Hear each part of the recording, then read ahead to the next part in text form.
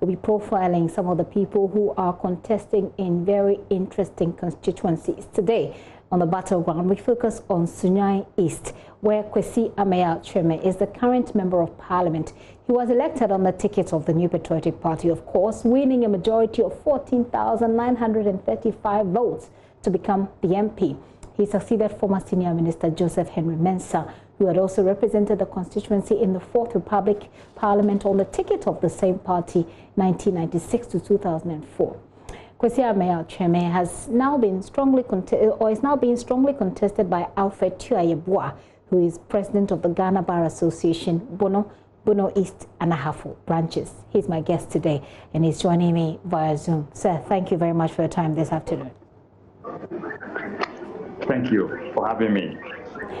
So unfortunately, we couldn't have this conversation as you had planned Friday, but it's good to have you. So tell us a bit more about you. Who are you? Thank you very much. I'm a young man of no more than 44 years. I've been a lawyer for the last 19 years. I've been a member of the party since 1995. I served my party during my days in Legon. After the law school to when I came back to practice in Sunyani as a lawyer, I've been handling case for the party all this while. In 2010, I was the Deputy Regional Secretary up to 2014. Then in 2018, when we were having the regional elections, I was the one who stood in for the party to conduct the Bruno regional executive elections at the time that some people had taken the matter to the law courts. So in terms of my work as a party member, it started in 1996. For the work that you have done for the party, what is it that you bring on board that you think the current Member of Parliament has not given the constituency? Yes, Sunyani is the eye of MPP in the Bono region, because that's the regional capital. As you rightly stated in your intro, the late J.H. Mensah was the Member of Parliament for Sunyani East for 12 years. The current MP, who happens to be a senior colleague at the bar, also has been in power for 12 years.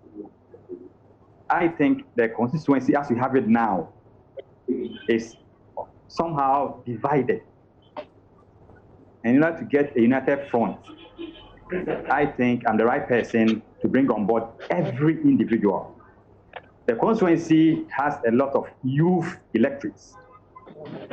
Considering my age, the kind of work that I've done in the constituency all these years, I think I fit the bill this time round. So essentially, you think that you appeal to the current voter, the current voters better than the current Member of Parliament? Exactly, my sister. Just because you are younger than him? That's not the case. For the last 19 years, I've done a lot of work for the party in the region and in the constituency.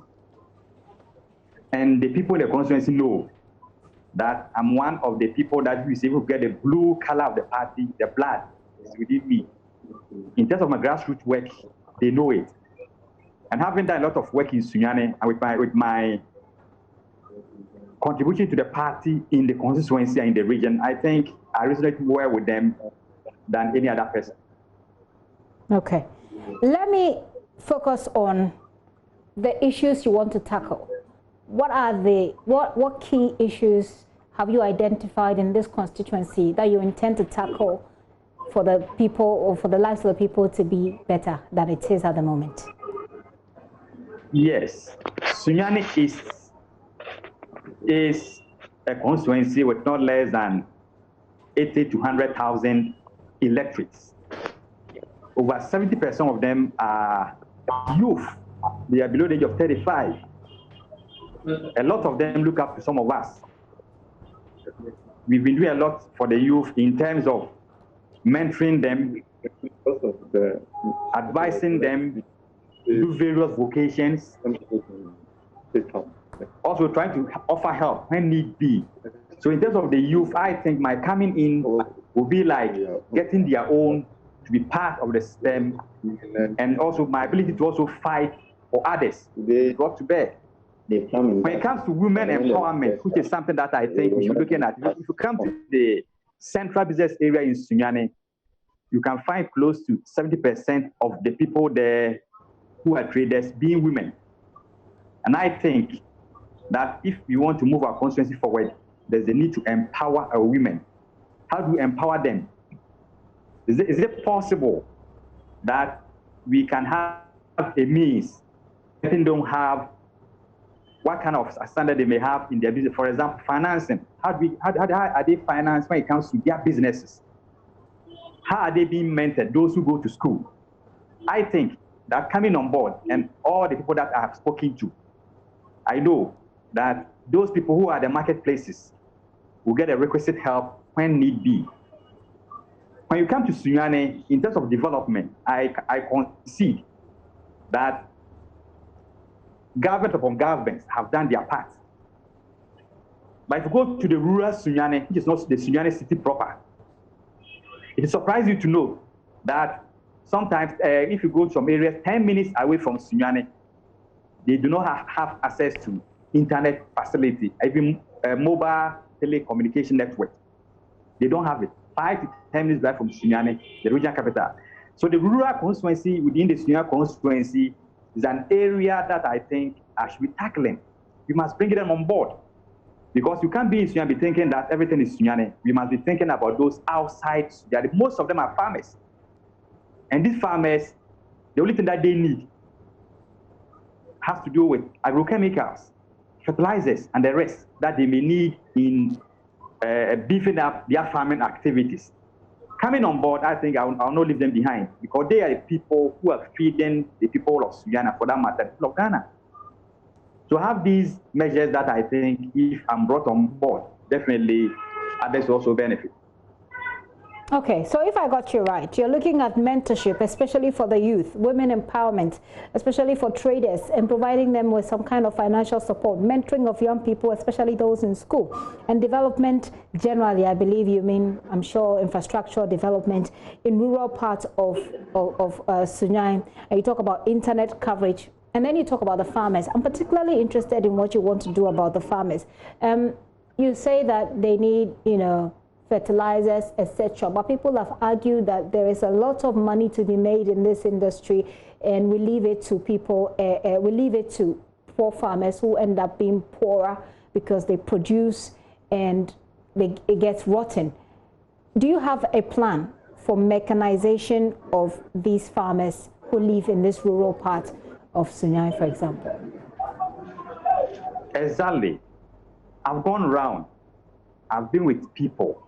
I've spoken to people. A lot of them, if we were to put them together in clusters and then provide them requisite help, definitely you get that kind of mechanized way of farming. Because now they are farming in bits and in pieces, subsistence level of farming, each of them is on its own. But my plan is to bring them together from some form of loose partnership, where because they have the numbers, we can access facilities where they can engage in to some extent, large-scale farming, the mechanized type. Another key issue you raised is unity. You say there's no unity in the constituency in Sunyani East, but you deciding to contest against a sitting MP, contest against someone who has held this fort for, like you said, 12 years. How is that a sign of reconciliation? Yes, since I started my campaign, I told the people of Sunyani that I was not going to campaign based on insults. No, I told them we're going to campaign based on issues and what I, as an aspirant, will be able to do for the people of Sunyani. So everybody will bear me out, those in Sunyani, that this is the first time that we've had campaign in Sunyani where we haven't had people trading insults. Because I think and I know that even if I win this primaries come Saturday, I will need the support of my senior brother, who's also the MP. Likewise, if he even wins, he also need my support. So in terms of bringing the two parties together is something that I have sworn to do, and I will do. That's why maybe your network, if they will come to Sunyani, you know that, oh, for the first time in our political history in Sunyani East, we haven't had any clash. We are conducting our campaign based on issues what I think I can do for the people of Sunyani. I'll say that that's a politically correct thing to say, the politically right thing to say, but we'll see how it pans out on the ground. But I just want to find out from you, there are people who have been asked to step aside in other constituencies. So there are some people who are already holding the fort to continue to do that work. Why do you think the party has allowed somebody like you to contend with a sitting MP? Are they being biased in your favor? The party is not being biased in my favor, but the simple truth is that I've toiled for the party. I've worked for the party for all these years. And it would have been travesty of justice if I had been taken out of this race. Because a lot of the people down here are also looking up to me as to whether, when I filed my nomination, a lot of people were sitting and then watching whether I was going to be disqualified. Thankfully, the party saw that all the things that I provided were within the scale that they had set, and I was then qualified. So I was not given any favor. For those, some people, one of the stories we did before we came to you was that people are being suspended for invoking cases.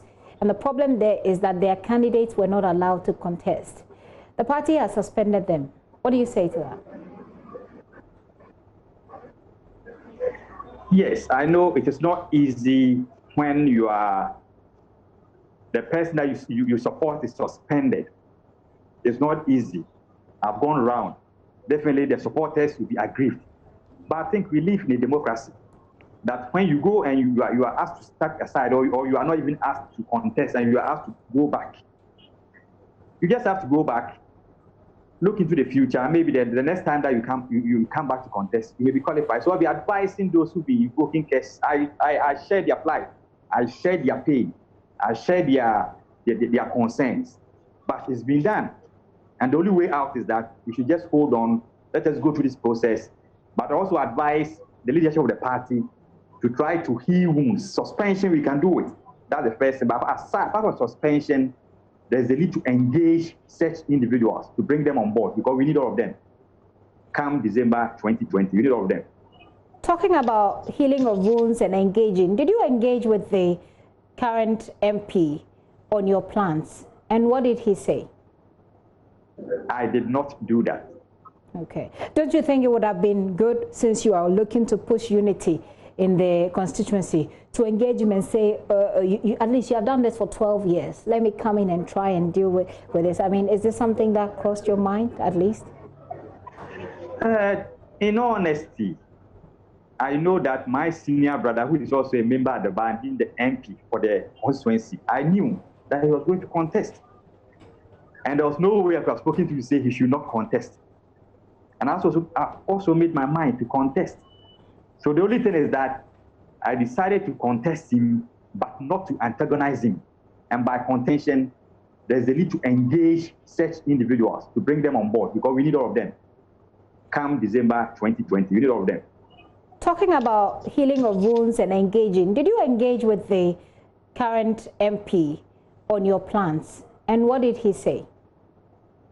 I did not do that. Okay. Don't you think it would have been good, since you are looking to push unity in the constituency, to engage him and say, at least you have done this for 12 years. Let me come in and try and deal with this. I mean, is this something that crossed your mind, at least? In all honesty, I know that my senior brother, who is also a member of the band, being the MP for the constituency, I knew that he was going to contest. And there was no way I could have spoken to him to say he should not contest. And I also made my mind to contest. So the only thing is that I decided to contest him, but not to antagonize him. And by contesting him, showing the respect that he deserves, but I'll campaign to unseat him. And that's what I've been doing. I see. I'm going to give you a few, I'm asking, if you live in the constituency, the Sunyani constituency, I want you to send me a message. So far, I don't know if I've lost some of your message, but this one only says that he is the reason I will campaign for NPP in Sunyani East. Lawyer Twayeboa is my sure bet for Sunyani East. You don't add your name. You don't add your name. If you can add your name, and if you live in this constituency, we're wrapping up with the conversation. I just really want to hear from you. But Mr. Toyebo, I just want you to just scrutinize the stewardship of the current member of parliament. What do you think is the one thing he did wrong that you want to correct? Unfortunately, I'm not good at assessment. I say so because he's been an MP for 12 years. I'm now yet to be an MP. That's all the more. That's the more reason why you should be able to. That's the more reason why you should be able to assess. Yes, that's what I said. Unfortunately, I'm not able to assess. But the key thing that I've been looking at is about the unity of the party, because after 2016, when we had the primaries, and one of the losing candidates went to court, and the sitting MP won the case and was declared winner of that constituency elections. A lot of the people within the constituency decided to sit back for whatever reasons. But I think the sitting MP, in his quest to bring everyone on board, failed to do so. So that's perhaps one thing that I can say about him. In terms of his performance in Parliament, I will not say he's not done his part. He's our MP. He's the chief whip. But I've always been telling the delegates that if you live in, for example, Kaswa, and you go to Kaswa market for 12, 5, or 20 years, and you've not stepped at Makola, you'll be thinking that Kaswa market is the biggest market. When you get to Makola, you know that the biggest of all is there. So definitely, he's done his part. I'm also coming with that kind of energy. And I know that with the support of the grassroots and the chiefs and people of the Sunyani East, I also do my part. After all, Mr. Mr. did his part. He left the scene. He did 12 years. The current MP has done 12 years. He's done his part. I think it's time for me to also step in and do my part. All right. So I will just leave you to give, speak to the constituents or the people within the constituency. Convince them in like 30 seconds to vote for you. All right. Thank you very much. The people of Sunyani, you are a bigger constituency. I've come in to represent you. I've come in with a new hope. And this hope is not only my hope, it is your hope. It's a collective hope. And those who are going to vote on Saturday, we are representing the people at the various electoral areas. Listen to them. Ask them the person that they think should be given the money to lead them in 2020. If you come to a conclusion that I'm the one that they want you to elect, please kindly elect me. And I know that's the true situation on the ground. What I need on Sunday is peace and love. Whoever wins, the party has won. Whoever loses must also support the winning candidate. Okay, that will be it. But I'll just read for you some of the messages that have come in before we call it a wrap. This message is from Joseph Bay Owusu. I hope I got it right. He says, he is the reason I am a young lawyer today through his mentorship. Good on you. You got some good messages coming your way, Mr. Toyebo. Good evening. He says, I am Sir Mike, currently in Sunyani Area 4. We need change, and I am supporting Lawyer Tia to win the primaries. We don't even have an AstroTurf. Okay, I didn't hear AstroTurf as part of his plan anyway, but well, just so, I guess just so this works for you. He's talking about AstroTurf. This message says, ex-staff of the various savings and loans. Okay, we're not doing various savings and loans at the moment. I wish to have been at Sunyani East, all the same lawyer, we dare your back. This is a message coming from Maxwell. And this one says, Tua Yeboah is the captain in the boat of the ship, shall surely sail through successfully. Success awaits him come Saturday, and it's going to be massive. Okay, my final one. Okay, final one, because the messages now keep coming in, but we've run out of the time meant for this particular interview. It says, great having such an intelligent and astute counsel on your show. We, the youth in Sunyani, are full of support. Tua Yeboah is the next MP in Sunyani East constituency, Bantama Aprekutufo, a.k.a. Tarzan. Thank you for sending in those messages. So those are some of the messages coming from the constituency. And, well, so far I haven't seen the others, you know, the others that I usually get for those who come on the show. So thank you very much for your time. Unless you have any final words on the messages we've received so far, we'll call it a day for now. Let me also thank you for having me on this great platform of yours.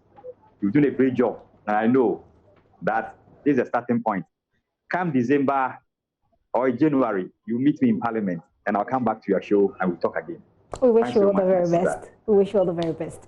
So that is Alfred Chiayeboah. He is Member of Parliament aspirant for the NPP, at least at the primary level, Sunyani East. He is contending with the current Member of Parliament who has been holding the fort for the past 12 years. So if you live there and you think that his plans appeal to you, by all means, you know what to do. We'll be here over the weekend to bring you all of that primaries, everything that has to do with the primaries. So you want to stay tuned to us.